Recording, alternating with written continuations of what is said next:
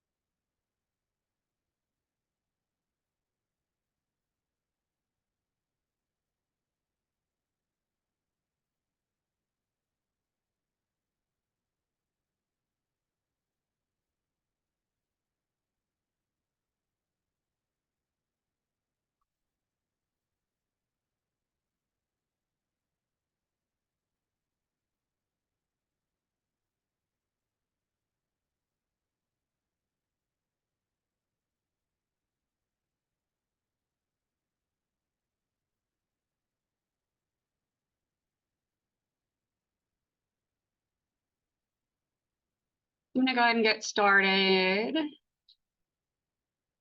First, this is that, I don't know what to call it, list or whatever. It's an Excel spreadsheet that I made for you guys that has all the diseases, what causes them, and then some like little important information if I thought that, you know, it was pertinent.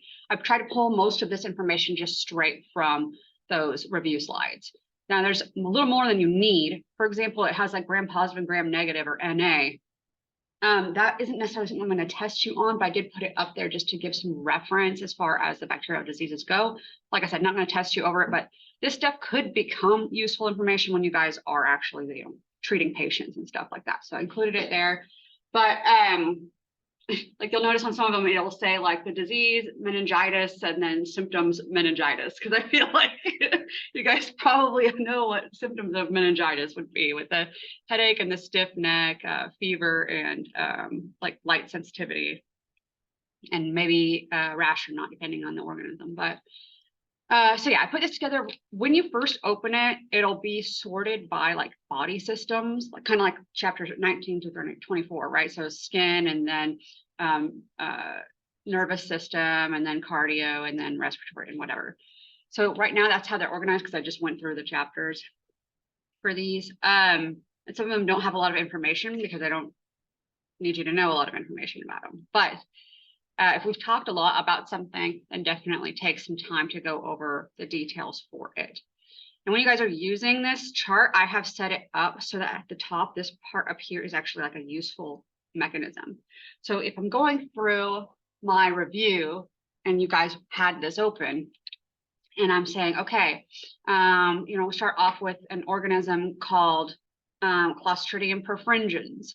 And you guys aren't really sure about what I'm getting ready to talk about with it, you could always just come in here and write Clostridium or perfringens, just like you would if you were searching for something in general, and then it'll bring it up and bring up just that thing.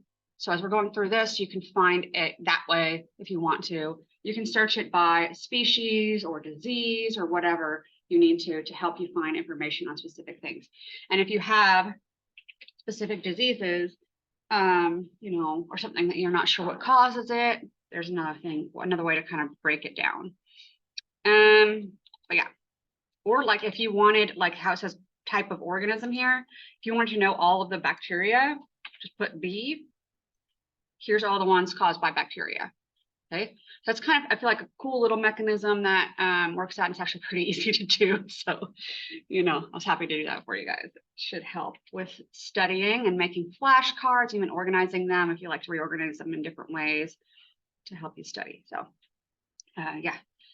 And also, it's going to be helpful for next semesters to come, because I don't have to do this again. And now, luckily, that's done, because we didn't have anything like this before. But so that's great. So, so if you haven't downloaded that Excel spreadsheet, I do highly recommend that. Or at least, at the very, very least, like printing it out so you can like look through everything kind of all at once. It's a little bit more useful sometimes just to see everything all together, as opposed to like in individual flashcards or Quizlets or whatever it is you like to do. So, okay, cool.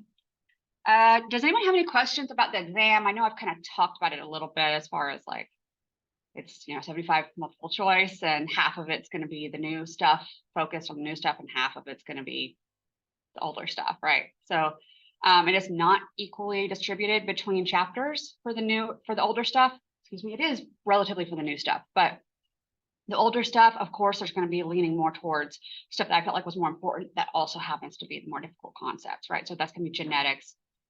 Genetics has the most. It has like 5 or 6 questions. Most of the other ones have like 2. So that puts it in perspective a little bit. So definitely going to be going over genetics. The review that I'm going to be holding on Saturday or Sunday, if you guys didn't see, I posted an announcement about it. There's a survey or whatever poll. You can click what days and times work for you based on the ones that I put on there. I don't want to have morning reviews because I don't want to get up in the morning, right? So it's my Saturday and my Sunday too. So I think the earliest I have it starting is maybe like, I might have an 11 one, but yeah. So that might be the earliest to start. That would be me in my pajamas probably with you guys. So, because that's how I live my life. Yeah, so it's going to be a Kahoot.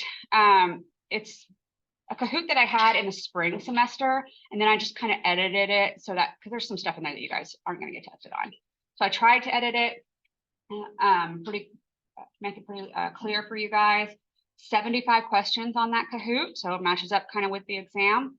I also have a handful of other Kahoots that are like concentrated for each what we were using as units. What I was trying to not call them units, but basically like the first test, the second test, the third test, the fourth test in my past semesters, we just called them units. So, so they're separated that way. And there's like 80 to like, I would say 60 to 80 questions in each unit. So it's a lot more information in those. I have not like vetted those. I've not looked through to see if there's stuff in there that you guys do not need to know, just FYI. So if I give you the information on how to access those Kahoots, and there's a question on there and you're like, hey, this isn't on like the review slide, guess what? You don't need to know it. You're not going to get tested over it. So don't worry about it. If you see something that you isn't going to be on the test, but you kind of can't figure out what the answer is, but you kind of do want to know it because, I don't know, curiosity, then of course you can email me and I'll be able to help you. If you want to know more than what's required of you, that's great. But yeah.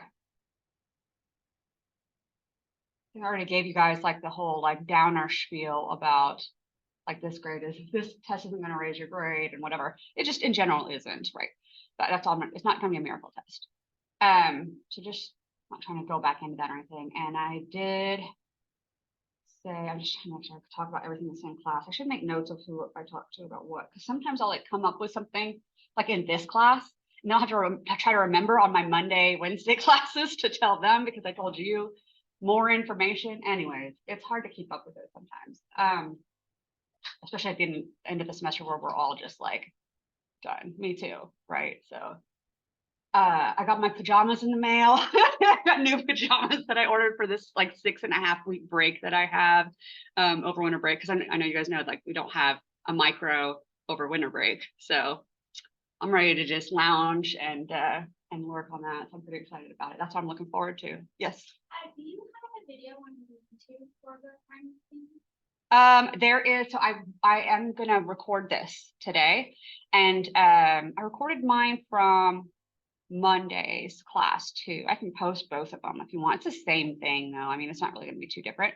So it'll be that. And I will post all of the Kahoots. So when we do like that review one, of course you guys are going to be participating in that, but I will also like assign it so you guys can go and take it again while you're studying if you want to, as well as all those extra ones that might have extra info, but might have different questions that are useful too. So I'll have all of that, this video. If a lot of times, I don't know how much time you guys spend on the YouTube channel. I don't really organize it that well or anything, but if you can take a little bit to kind of search through the YouTube channel, you can find some of the older final review videos too, if you want to see it different. So probably, yeah. Probably my Tuesday, Thursday night lecture from spring is one of my better ones, just because they were a very engaged class and they would like ask a lot of questions and stuff. So that's I can't remember the number, but let me see if I can find the link for it after this. I'm not doing really anything else, and see if I can post it for you guys when I post this for you at the same time. So if you're interested, you'll be able to find it easy. But yeah. But it goes through basically the same Kahoot that we're going to go through. But again, because they ask different questions, it might put things into a different perspective, that sort of thing. Unfortunately, it's all the same information every semester, really. So this is a little bit more cut down. At least I feel like it is, but yeah. So what was I going to say? So we talked about that. We talked about how much of each chapter, not specifically is going to be there, but like definitely study up on some of the more important chapters. Like there's not going to be 5 questions on like environmental microbiology, right? I don't care about it. You don't care about it. I'm just like maybe 1 on that one. Just keep that in perspective. If it seems like it's important, then it probably has more questions. That's kind of how I distributed it. I feel like there was something else that I want to say, but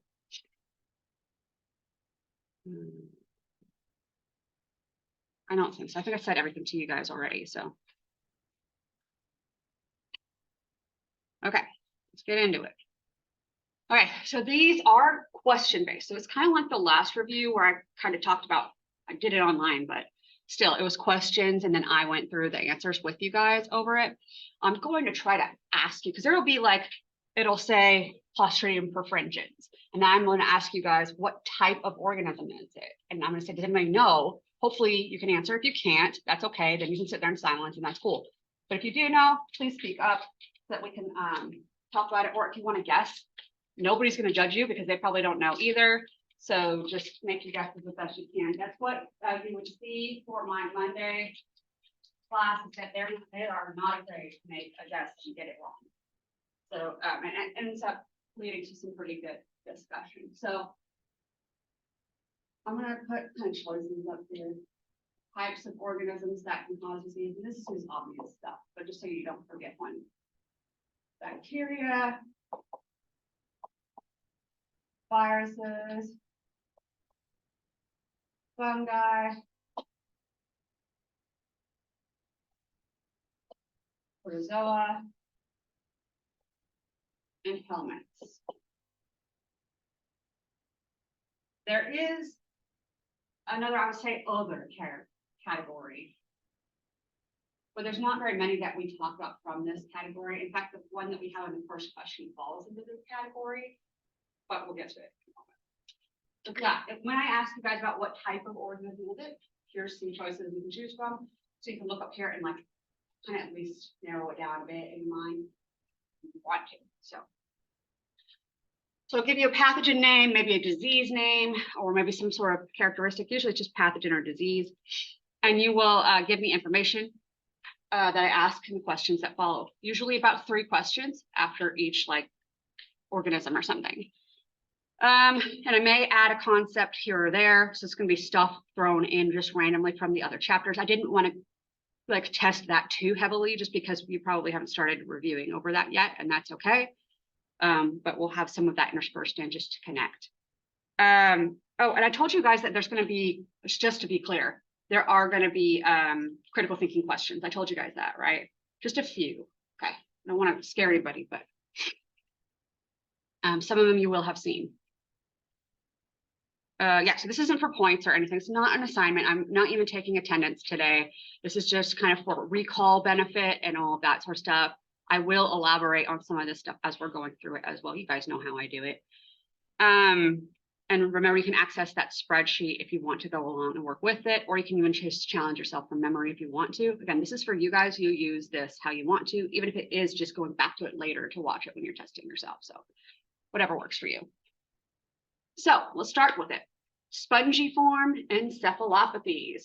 Which type of pathogen causes spongiform encephalopathies? Does anybody know this one?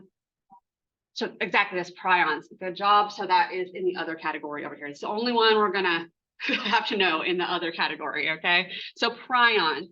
So it said, in what unique way do they cause disease? And what I'm getting at, I'll just go ahead with this one because it's kind of vague. They cause disease by having misfolded proteins, because that's all they are, is proteins, right? And those misfolded proteins are going to kind of aggregate together and cause holes to form in the brain tissue as they kind of stick together. So that's how they form. That's how they call it the disease, spongiform. That's the holes, like sponges. So the bonus kind of question, kind of relating back to one of the other, I can't remember which chapter, chapter 11, I think it was. I think so. How would you sterilize these guys? So they're a little bit different than our regular organisms, yeah? So we would treat them with sodium hydroxide, and then, because that's a very, very strong base, right? Very alkaline. And then we would autoclave them at 135 degrees Celsius. Most things go at 121. This is because we have to be sure that we have completely denatured that protein. And when we say denature, we're talking about reverting it down to like its primary structure, just the amino acid, like straightening it all out and flattening it out so its structure isn't there anymore to cause aggregation. And with that high temperature and stuff, you can even break some of the bonds. So it's hopefully destroying the complete structure of that bad protein. That's the idea with it. So it does require more attention because it's not alive. You can't kill it. All right, next one we have Yersinia pestis. Yersinia pestis. Does anybody know what type of organism this is? Yes, this is a bacteria. Good job. You guys are already doing better than my other class. Just 2 questions in. Yeah, so what disease is this one associated with? Anybody know that? What is it? Plague. So this is the plague. We have kind of 3 different forms of plague that you can have, right? The bubonic, the pneumonic, and the septicemic. The bubonic, you know, it's going to infect the lymph nodes themselves. That's called a bubo. When we get those enlarged, inflamed, infected lymph nodes, you can see them through the skin even, and they can get quite large. The pneumonic, obviously, that's going to be in the lungs, and it can be transmitted through the air from person to person. And the septicemic, septic, right? It's going to be growing in the actual bloodstream of whoever has been infected. And because of that, the inflammation, the bacteria growing in the bloodstream, and just the body's whole response to it, you get poor circulation to the extremities. The extremity tissue will die and go necrotic and turn black. And that's why we call that the black plague. So the black plague is a term that really associates with just the septicemic plague. Okay, and of course, the septicemic is the worst of them to have. So does anybody know how the plague is transmitted? This was, I feel like, not too bad, right? So this is fleas, but this was an easy one. Rodents are the reservoir, and fleas that bite rodents then come bite people, and then you get the plague. We have that in prairie dogs, right, in the United States. Okay, our next disease is infectious mononucleosis. So what pathogen causes this disease? Does anybody know? And also kind of what type of organism goes along with that, but it is a virus, so good job. This is Epstein-Barr virus. And Epstein-Barr virus is a herpes virus. And because of that, it'll hide out in certain tissues of the body and maintain themselves there and can't, be there forever, just like any herpes virus would. Because they can do this, and they can even incorporate parts of themselves in the genome of the host, us, that can cause damage to like the DNA sequence, right? And cause abnormal cells. Now, our body recognizes abnormally dividing cells, unchecked cell growth, as I don't want to say foreign, but essentially foreign. Your CD8 positive cytotoxic T cells that normally would say, okay, you're infected with the flu, so we kill you so you can't spread it anymore. And that's what they do. Well, they also will kill cells that are dividing abnormally because they aren't following the rules. So normally your immune system is going to be attacking those types of cells. If you have HIV or something like that, where your T cell count is like down in the mud, now we're having things like Burkitt's lymphoma go unchecked. So we normally, as healthy individuals, won't see Burkitt's lymphoma because our CD8 positive T cells will keep it in check, but that isn't going to be the case for someone who has HIV. Yeah, Burkitt's lymphoma. I mean, it's just a cancer that occurs in the lymph area. This virus is. All right, Campylobacter jejuni, or just Campylobacter. So anybody know the disease with this? This is a diarrhea, like a foodborne kind of diarrhea, okay? So this is typically the most common, well, before we go into that, but anybody know, is what kind of pathogen, like those, which one of those do you think it is? Bacteria. Exactly, good job. So yes, so this is a bacteria, causes diarrhea, foodborne diarrhea. And it's the most common of the bacterial diarrheas, pretty significantly so. It's transmitted by the fecal oral route. That includes contamination of like food prep and stuff like that's usually how it's transmitted. And other animals can carry it. It's not an uncommon bacteria to find. Okay, tuberculosis. Anybody know the full name of the pathogen that causes tuberculosis? This one is Mycobacterium tuberculosis. So obviously that's a bacteria. There are basically there's 3 stages of tuberculosis, right? There's the primary, and then there's like the latent where you're not having symptoms. And then there's the secondary or reactivation phase, right? So anybody know which one has the worst symptoms? Yes, it's going to be the secondary or reactivation tuberculosis. That's where we see consumption, coughing up bloody sputum, basically wasting away, anorexia, and all of this stuff associated with that. So it can be deadly. So it says list 2 tests. There's more than 2, but Anybody want to name one? Yep, skin test. Anybody know another one? I don't know what that is. Maybe, yeah. I don't know. So yeah, so they probably have tests like that. So I guess like what I'm talking about is like the original. If you have a patient come into your hospital, which is super common with if you're in an ER and you have homeless people come in with a cough, the first thing, yeah. So what that's the one of the other ones. So what the first things that you'll want to do is chest X-ray and acid fast of the sputum. Okay.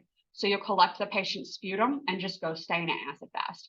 If you get indication in the acid fast and the X-ray that that patient may have tuberculosis, then you'll do confirmatory testing through antigen or PCR or something like that to just, verify everything. But you'll usually start there because it's quick and cheap. Yeah. So that's the idea. And that PPD test, the skin test, of course, if you are somebody who is like applying to go to a hospital, you have to get tested that way to see if you've had it. But most of the time, you're not going to do that right for your patients. That's less common. So good job. So yeah, don't forget with tuberculosis, that acid fast stain, because it is a mycobacterium. And that mycobacterium have that mycolic acid wax on the outside. That's why they stain acid fast. Okay, primary amoebic meningoencephalitis, or PAM. Anybody know the pathogen and what type it is for this? So these are like amoeba. I mean, I guess it says it, right? Amoebas are protozoa. Yeah, good. So they're protozoa. The specific one associated with PAM is Naegleria fowleri, right? So that is Naegleria fowleri. It's one of the brain-eating amoebas. There are two of them. And the other one is acanthamoeba. Also, they're both in fresh water, typically warm fresh water. Again, it's also a protozoan, but it causes GAM, not PAM. So it's granulomatous amoebic meningoencephalitis. So even more of a mouthful. So those are the two kinds. How is it transmitted? Both of them, again, through fresh water. Typically, when you're swimming, you get it into your sinus cavity, and that's how the amoeba will get into your brain. Very high mortality rate with these, about 97 to 98% mortality rate with both kinds. PAM is usually a little bit faster to cause issues, but still the GAM one is still fast. Neither of them can be treated fast enough. So pretty terrifying, but as we know, pretty rare also. All right, malaria. Anybody know what type of pathogen causes malaria? Yes, protozoa. Good job. So this is a protozoan. It's specifically an apicomplexan. Those are all parasitic. So they all require, a host that they'll feed off of and cause damage to that host. The apicomplexans also, they're adult forms because they have cycles in their life. The adult forms are amotile. They don't move. Not motile. All right. So what's the best way to prevent malaria?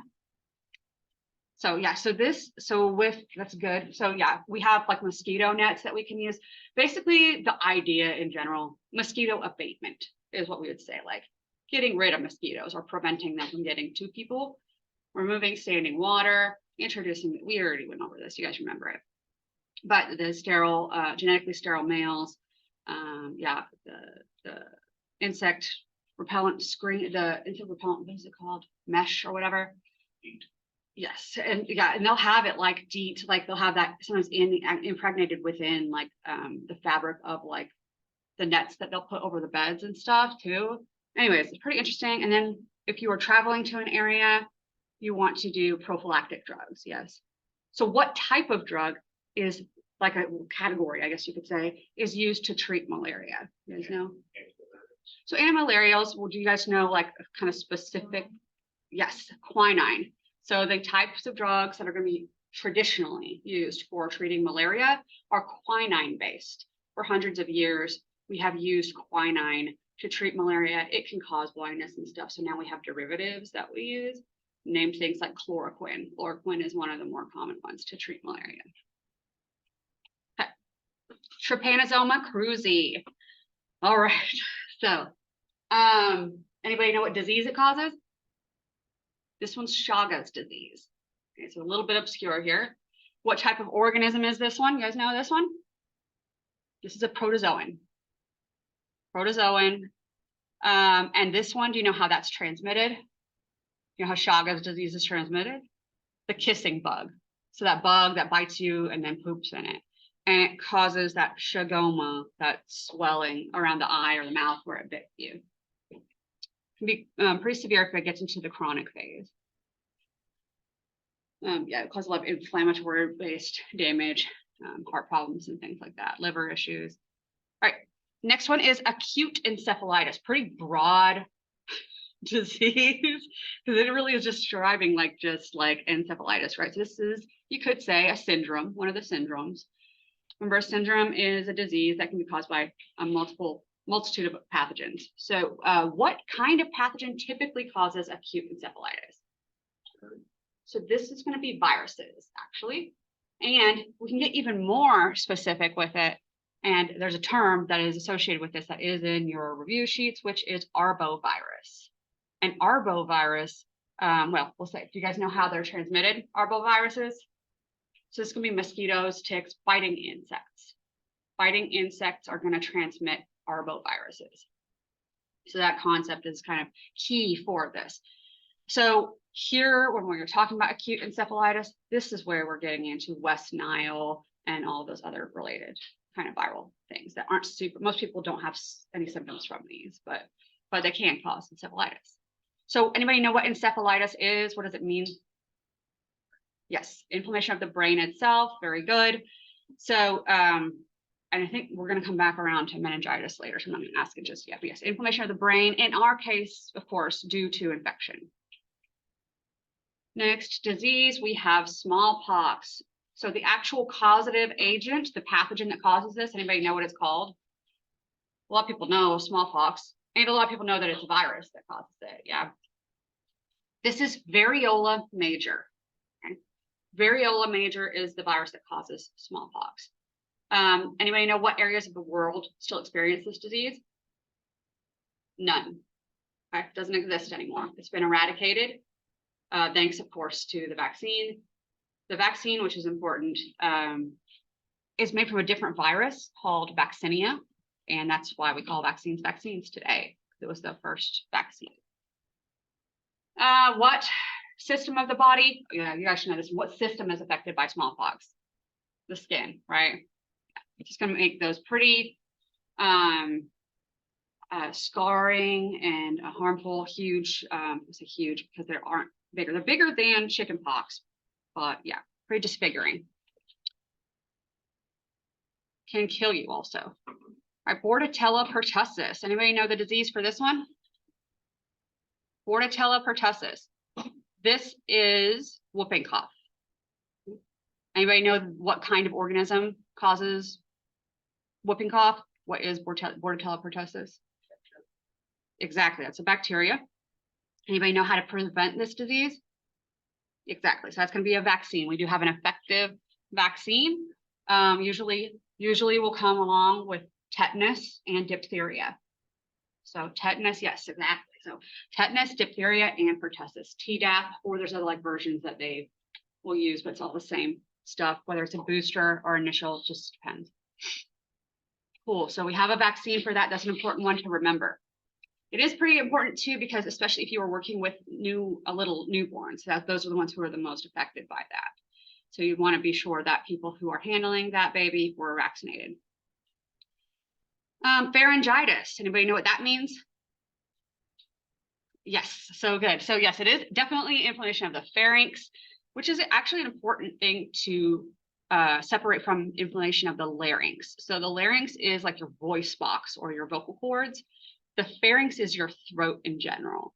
So this is sore throat, inflammation of your throat. Okay. What pathogen most commonly causes this? So this is going to be, yes. So I'm so proud of you. You're so good. So this is Streptococcus pyogenes. So this Streptococcus pyogenes, definitely keep that one as one of the ones you should know about. Streptococcus pneumoniae, another one, and don't get them confused. Staphylococcus aureus, and then probably E. coli. Those bacteria, we have a lot going on with them. Okay. Anybody know one other disease that Streptococcus pyogenes can cause that we learned about? Good. So that is scarlet fever. Typically, we'll see strep throat or pharyngitis develop into scarlet fever, and that's not uncommon. That can eventually lead to rheumatic fever. When we have rheumatic fever developing and you start getting those antibodies made against the strep bacteria, the antibodies can actually cause immune complexes that will get stuck in like the tighter places in the body, such as in the kidney. I can't say it, glomerulonephritis, I think that's the word, yes. So, so if they get stuck in the kidney, they can lead to that. And it's an issue, we learned about that one as a type 3 hypersensitivity disorder that can result from strep infection, essentially. So that was like in that immune disorder chapter. So type 3 hypersensitivity from those immune complexes causing damage in the kidneys. So that's directly from this. And we also, of course, have necrotizing fasciitis associated with this more commonly, and it can also be associated with impetigo. So impetigo, I'm sure we're going to see it soon, more commonly caused by Staphylococcus aureus, right? Anyways, there's something special about Streptococcus pyogenes that makes it virulent. Actually, whooping cough and diphtheria have this trait too. A lot of bacteria do. Anybody know what the term might be associated with these pathogens being virulent from? I would say like making you really pull out a word out of nothing, but lysogenic conversion. Do you guys remember that word? So that's when the phage that has infected the bacteria sticks its genes in there and allows bacteria to make toxins and stuff like that. Those toxins are virulence factors. So that's what I was going for. A lot of bacterial diseases actually depend on lysogenic conversion to be pathogenic. Next, we have chlamydia trachomatis. What diseases are associated with this pathogen? Of course, you guys already have one of them, which is chlamydia. Does anybody know the other one? Yes, it's called trachoma. Luckily, both of those diseases are in its name. So we've got chlamydia, which is our sexually transmitted disease, and then trachoma that is associated with one of the most common infectious causes of blindness in the world.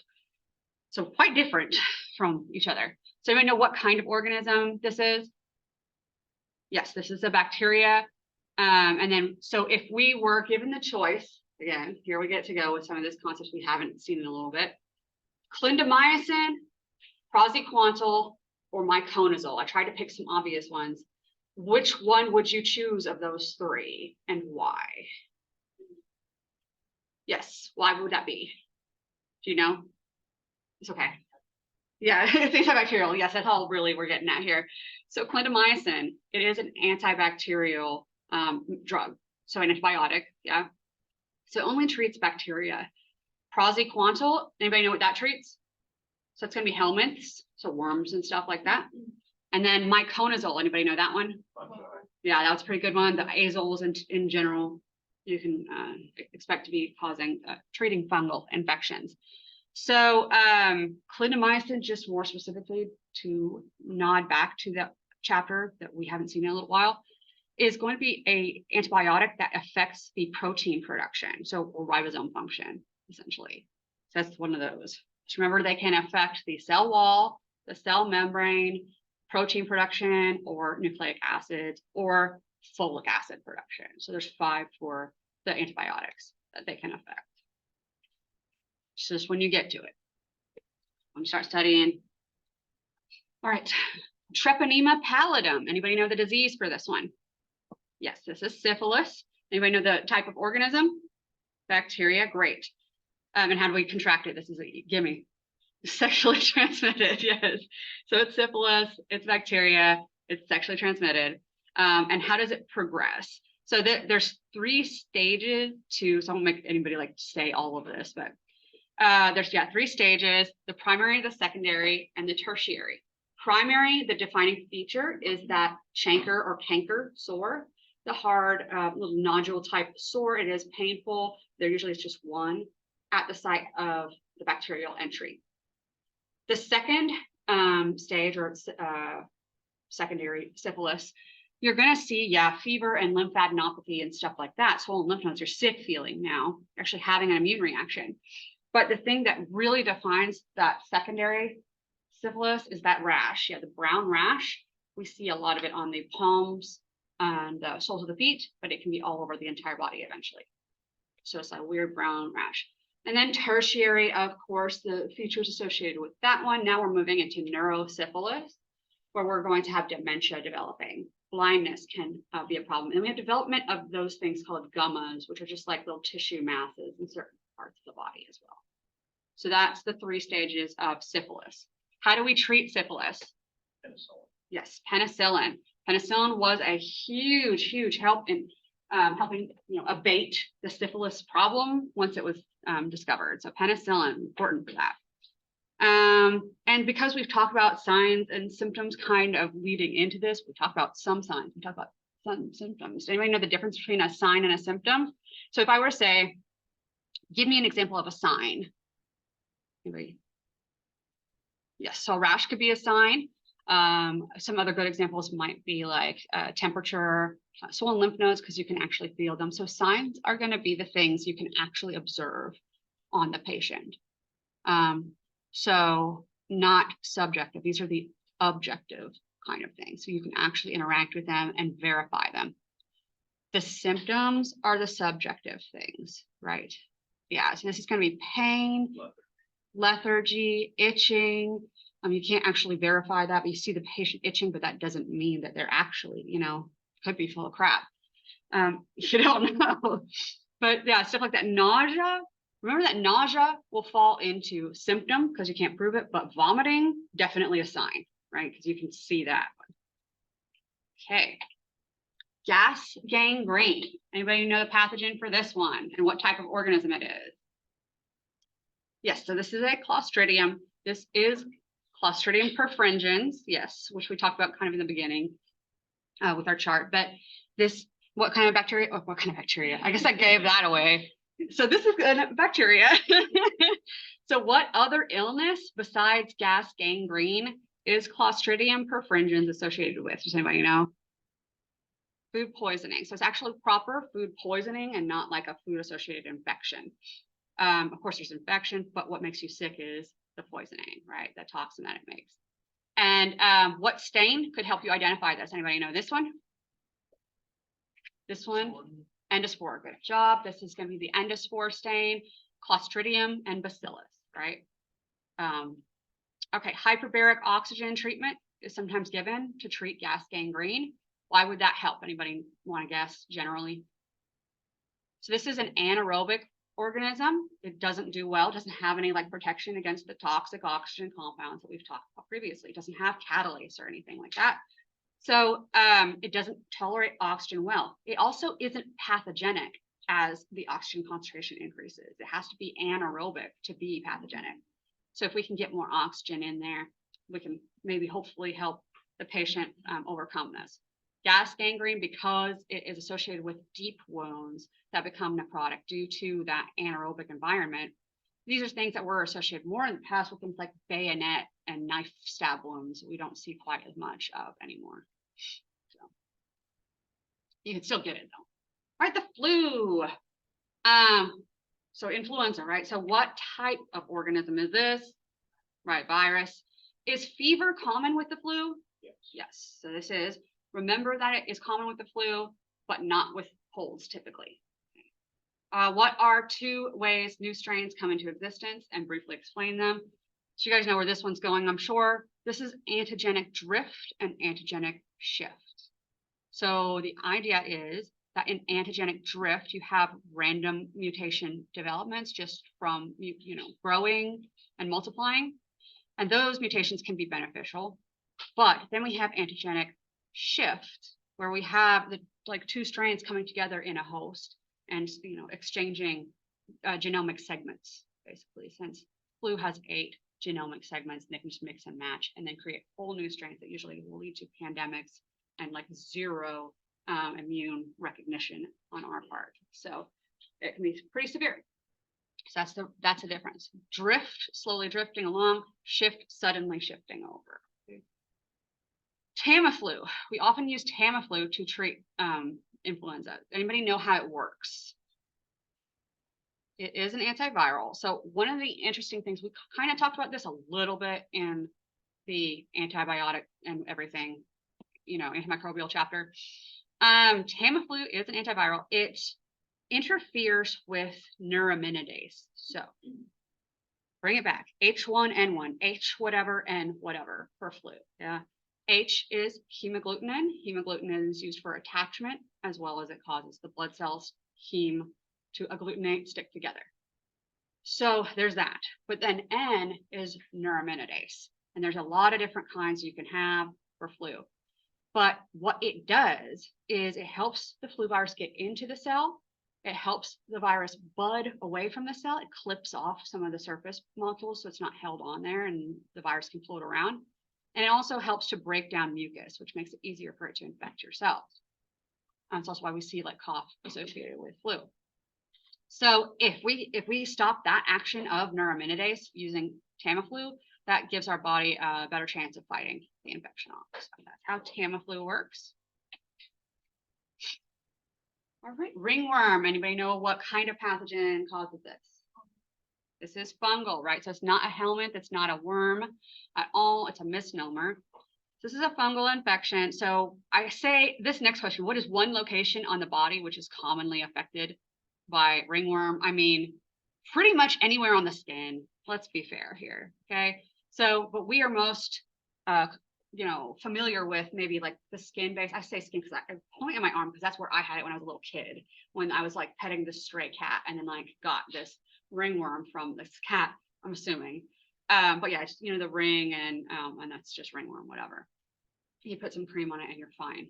But it can also lead to athlete's foot. It's what causes athlete's foot. It's the same sort of thing. It is fungal, but it's caused by a lot of different kinds of fungi. So as far as the species go, there's a wide variety.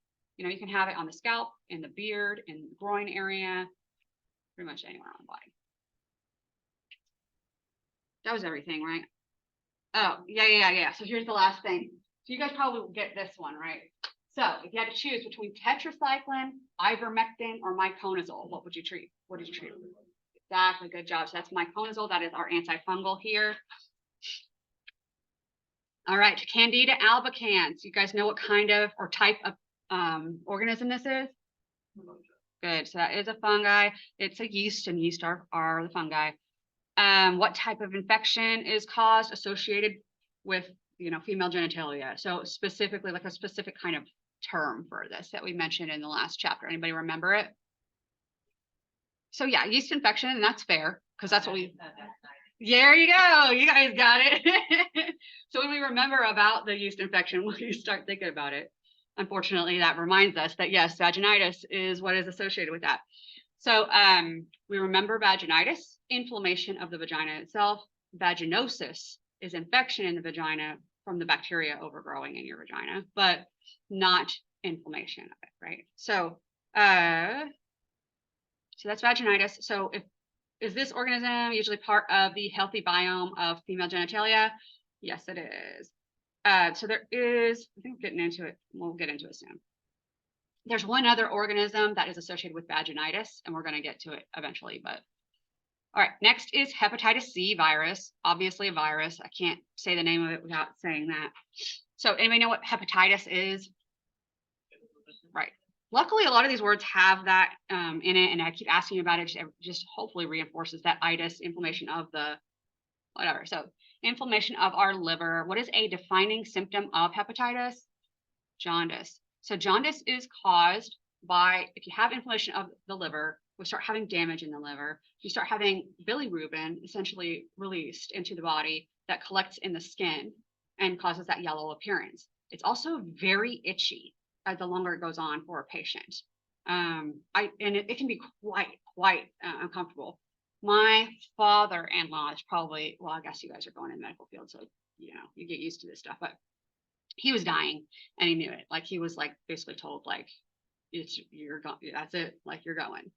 And so towards the end, he like called us up and we went out there and helped take care of him during the end while he was on hospice.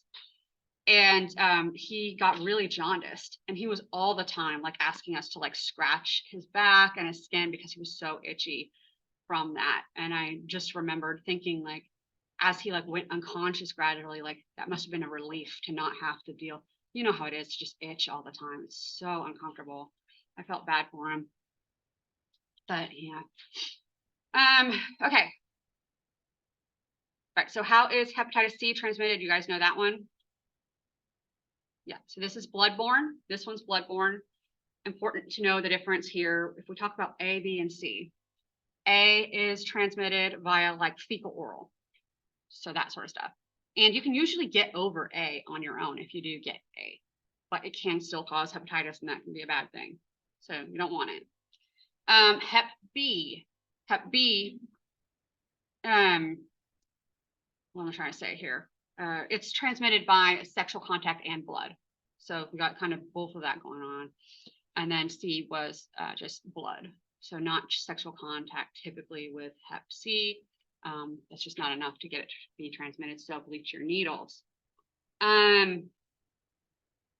because I think we're going to get to that. So does hepatitis C have a treatment and or a vaccine? Anybody know? Exactly. So this one has a treatment. It does not have a vaccine. A and B have a vaccine, but no successful treatments for those. A, they just usually let it run its course. For most people who are healthy, that's not a problem. B, there is no treatment for it. B also, hepatitis B is it's a DNA virus. So I have this on the screen, so I don't want you guys to confuse it with C, but hepatitis B is a DNA virus that, you know, as we all do in our cells, we take our DNA, we make the mRNA copy of that blueprint, and then take it over to go get the protein made from it, right? So with Hep B, what it does is it takes its DNA, makes that copy of that blueprint of what it needs to make, and then also uses that blueprint to make DNA again. And that DNA is what gets put into your body, sort of like a lot of the viruses do, just inserts into your genome. So it has reverse transcriptase, just like HIV does, even though it is a DNA virus, which is kind of I don't know, fascinating in a way. But yeah, so HIV and Hep B have reverse transcriptase. But yeah, those two have vaccines, and Hep C doesn't have a vaccine, but it does have treatment. So right, here we come back to this. So Trichomonas vaginalis, what disease is it associated with? Yeah, so this is our other one that causes vaginitis. So remember, it's going to be Candida albicans, the yeast, and Trichomonas vaginalis. So what type of organism is Trichomonas vaginalis? This is a protozoan. It is flagellated and swims around freely. So how is this pathogen transmitted? Yeah, so this is sexual contact. This is an STI, whereas we know that yeast infections aren't STIs. They're just associated with messing up your biome, essentially. So there's a difference there, but yeah. Right, we have a next urinary tract infections. The most common cause is, I know, yes, I know you know this one. Yeah, yeah, E. coli. So 80% of cases are associated with E. coli as the cause. And where does this pathogen or other pathogens associated with UTIs come from? And there's a term associated with this.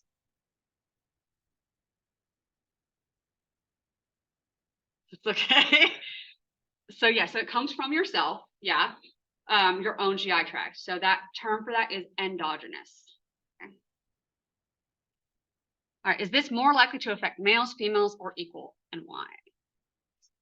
Exactly, this affects females more commonly because of that shorter urethra. It's just more likely to be able to get into our urinary tract in general. Okay, Ascaris lumbricoides. Anybody know the disease here? So this is the giant intestinal roundworm, right? So we know this is a worm already just from that. And you guys probably remember as the picture where the guy's like holding the worms. This is that, okay? Anybody know how to kind of classify these with our science terms? Have any? We already know it's a helminth. I mean, I don't need to tell you that. That's already on the board. But anybody know what roundworms would be called? So roundworms, they're going to be called cestos. sorry, no, nematodes, cestodes, I was thinking of, sorry. Yep, forget it. Nematodes are roundworms. They're all going to be helminths. This is roundworm, nematodes. Remember, flatworms are going to be platyhelminthes. So it's not that, sorry. Yeah, it tripped me up again. This is nematodes, it reminds me of like, if I probably don't have any idea what I'm talking about here. Captain Nemo from 10,000 Leagues Under the Sea. And this is his book by Jules Verne. Yeah, I know I sound really old, don't I? Anyways, Captain Nemo, he was in this submarine and was going around the world and, you know, the depths of the ocean, the unknowns. And his name was Captain Nemo. And I really thought it was the coolest. But I usually try to think of it that way, as like the submarine being round. But I don't know. That round submarine, Nemo, nematode. So why do we have cough as a symptom of the giant intestinal roundworm infection? Yep, so it's part of the reproductive cycle. These worms will migrate into the respiratory they'll actually get into your circulatory system and move into the respiratory tree from there, and then move up the lungs, and then you cough them out and swallow them again, and it just keeps that cycle going. It is doesn't allow them to reproduce sexually, but they can keep their lives going that way. They have to get a whole other host involved. So roundworms, nematodes. Okay. Chronic diarrhea. We have a bacterial cause and we have a protozoan cause that I'm going to talk about. So the bacterial cause that we have been focused on, which we don't mention a whole lot actually, but there's an abbreviation for it. Does anybody know what it is? So the abbreviation is EAEC, and it stands for enteroaggregative E. coli. Enteroaggregative. I have to say it slow like that, or else it won't come out right. Right. So this is a bacterial chronic diarrhea. So chronic diarrhea is diarrhea, first of all, 3 or more loose stools in a 24-hour period. Chronic means lasting for over 2 weeks. So for bacterial chronic diarrhea above, what is this usually associated with? Oh, okay. So I guess I don't understand my own question and how I wrote it. So let me pull up the notes on this one and see if I can. Oh, thank you. Yes. Okay, I was reading it weirdly and it didn't make sense. Yes, so HIV. So yes, this is usually seen with HIV positive people. Thank you. So the organism for the protozoan diarrhea, this is Giardia. Giardia duodenalis, duodenalis or Lamblia, they're the same thing. They just changed the name of it. So if you do hear somebody talking about it and somebody has that, then you know it's the same. How is protozoan chronic diarrhea contracted? How do you get Giardia? Yeah, this dirty water. And the suck part about it is the water can look completely clean to you, like clear, running through like, you know, nice bubbling brooks and waterfalls, and it can still have Giardia in it and give you those greasy, malodorous stools that I will never forget that terminology and don't ever want to find out what it means. But yet, Giardia can last for like months.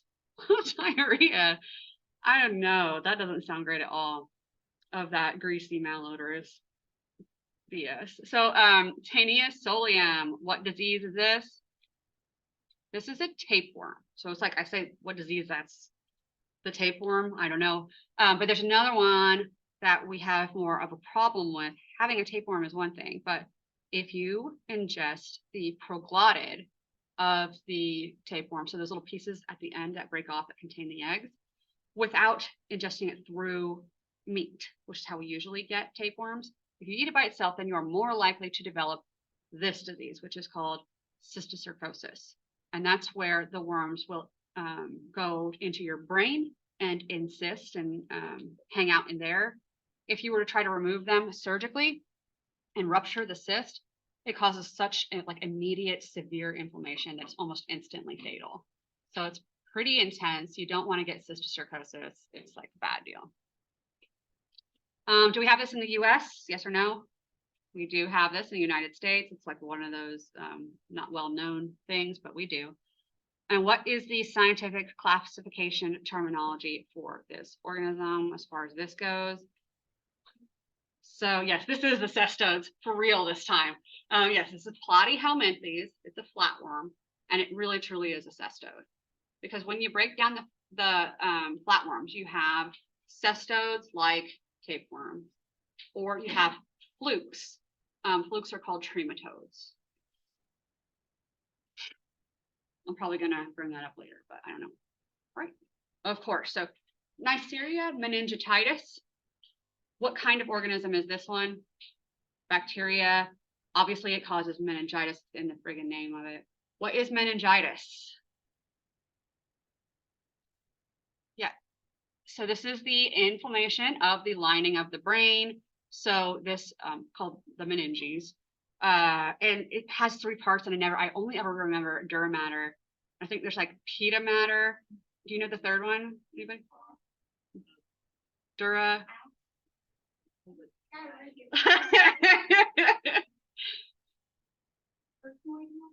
Arachnoid. Okay, so yeah, I don't know, obviously, but I know what the meninges is, of course. So that's going to be that coating of the brain. So that gets inflamed in meningitis. So what is the defining symptom with this particular kind of meningitis? If you have, this is a rash one. So if you have that petechial, which I spelled completely incorrectly in the notes, but I remember that. But the petechial rash, which is a little bit of like little bursting vessels under the skin. Yes.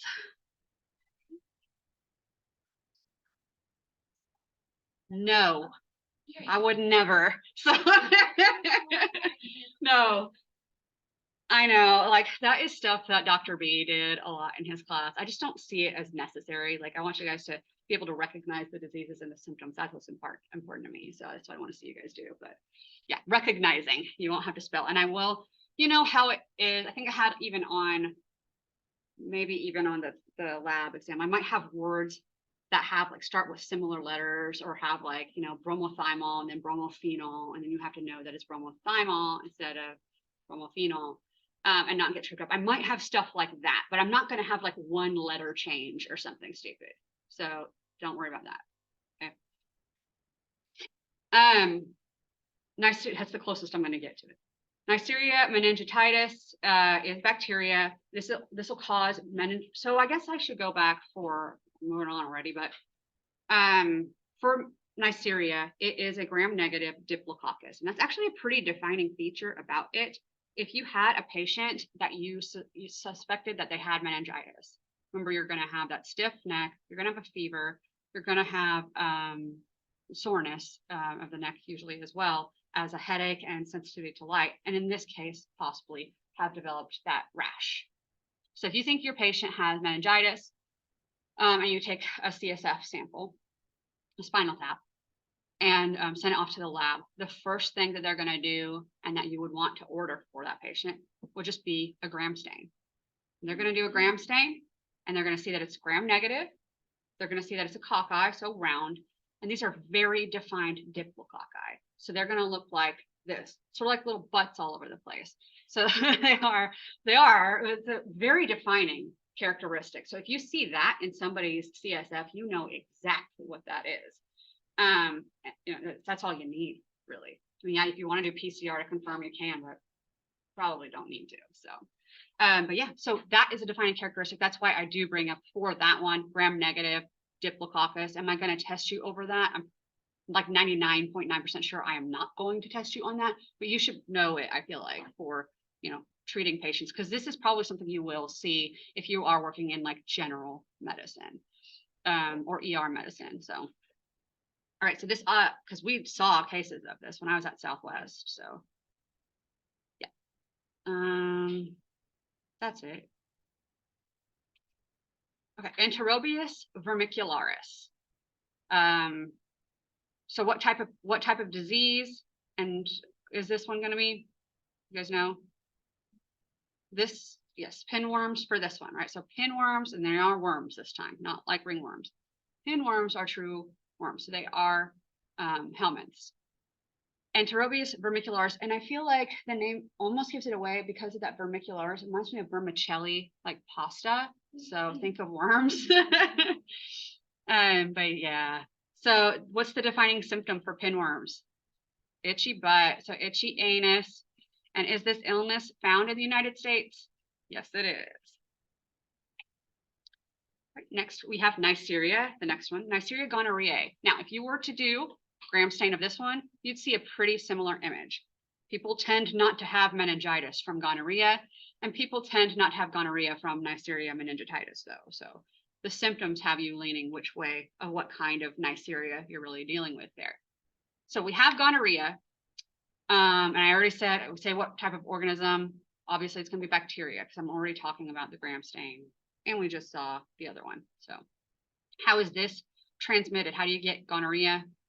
Sex, so sexual contact. And there's a big concern with gonorrhea in general. Anybody remember what we're worried about here? So exactly, we're going to have antibiotic resistant building even more and more as time has been progressing. Pretty severe concern. So if you have gonorrhea, you are increased chances to contract what disease? HIV. That's from that inflammation associated with the gonorrhea infection, allowing the HIV virus to get into your body more easily. All right, now we have dengue. How is dengue transmitted? Anybody know? Mosquitoes. Good. Yeah, no, my other class did not know that at all. What type of illness does it cause? You know? Hemorrhagic fever for this one. So this is a hemorrhagic fever. It's like one of the three that we talk about transmitted by mosquitoes. The other two were yellow fever and chikungunya, which I think is coming up FYI soon. So you probably got that answer just now. But yeah, so it's a hemorrhagic fever. What causes this type of illness to exhibit its characteristic trait, which is hemorrhagic fever? So this is really getting at the fact that when you have hemorrhagic fever of any kind, you have more friable, fragile blood vessels, especially your capillaries. So they're just more likely to burst and rupture and bleed. Shigella dysenteriae. Okay, we've got dysentery here. Anybody know what dysentery is? Yeah, exactly. So bloody diarrhea, blood in the stools. So what type of organism is Shigella? Bacteria. It has a toxin that it makes, and it shares this toxin with something called S-Tech. What do we call the toxin? Do you guys remember that one? So that is called Shiga toxin. So it's not too difficult, not too much of a jump from Shigella. Okay, S-Tech. So we mentioned that. Anybody know what that is? That is E. coli. Good job. So that is Shiga toxin producing E. coli. So that's the ST, Shiga toxin. If you can remember Shiga toxin, E. coli, then you're probably gold. And Shiga toxin, S-Tech, is also associated with something called hemolytic uremic syndrome. And it's basically associated with the blood vessels getting damaged as a result of the infection, and those damaged blood vessels causing issues with the kidneys. It can be deadly. And S-Tech, a good example would be E. coli 0157H7, which is the one that always gets put on the news if something gets contaminated. All right, how do we get Shigella or S-Tech? Anybody know that one? Fecal, oral. So this is like contaminated food, but contaminated usually from feces. Okay. Streptococcus pneumoniae, our good old friend. So what type of organism is that one? Bacteria. What disease or diseases is it most famously associated with? Those are the two biggies. Yeah, the pneumonia and the meningitis. So it is actually the most common cause of both of those. So don't forget that one, because that will definitely be something that I'll bring up in the test. Is this always a pathogen, or is it ever associated with normal flora? So about, I don't know what percentage of everybody, but this is the one that we talked about with the women having the group B strep that can get passed on to the babies and cause meningitis and pneumonia. So if you have group B strep, which will test you for when you're pregnant, about 10 to 40% of women will have this in their vagina. So when they give birth to the baby, you can, infect the baby like you can with a lot of the sexually transmitted diseases. But this is a normal part of your flora. So they'll give you antibiotics at like anywhere from week 35 to 37 to kill off your strep pneumoniae, but you're likely to regain it again because probably your partner or somebody also has it because you usually share your flora. So yeah, still a concern. Staphylococcus aureus. So this is, we know it causes MRSA. Anybody know what other kinds of diseases it can be associated with? yeah, so we have impetigo, we have, usually we're going to attribute cellulitis to Staph aureus. You can get pneumonia from it. There's, I mean, I feel like a bunch of stuff you can get from staph. It just depends on the situation, right? It's even been associated with necrotizing fasciitis from time to time. Or gas gangrene, isn't that nuts? But yeah, because it's like all over the place. It can do a lot of bad stuff with your skin typically, but it can get deeper than that if exposed. So is this always a pathogen, or is this sometimes part of the normal flora? Yes, it can be part of the normal flora. About 4% of the population harbors Staphylococcus aureus as part of their normal flora. If you have family members that keep getting staph infections, like I would say, like even kids getting staph infections, you might want to get checked to see if you are a carrier of staph. Same thing with strep. Yeah. And then is Staphylococcus aureus gram positive or gram negative? Anybody know? Positive. Gram positive. And then how would you treat staphylococcal food poisoning? Anybody know that one? So this one is a little trickier. So this shouldn't be too bad, right? So with Staphylococcus aureus, so your family makes a big picnic. So this is one of the other diseases associated with this that I always forget in this slide, but yeah, family makes, your big picnic, you go eat it an hour to 6 hours later, you're really, really sick and you're over it in about 24 hours. It's probably staph. Now it's not the staph that's causing the illness, it's the toxin that it produces. Because the toxin is already in the food and now it's already in you, there's not really a whole lot you can do about that. Because even if you don't have the bacteria actually flourishing, which isn't the problem, right? It was their toxin that they produced. It doesn't matter because we've already got issues with the toxin. So you don't treat this with antibiotics. You're just going to let it run its course. Just make sure that you stay hydrated, electrolytes, that sort of stuff. Yep. Cool. Onchocerca volvulus. What disease is this one?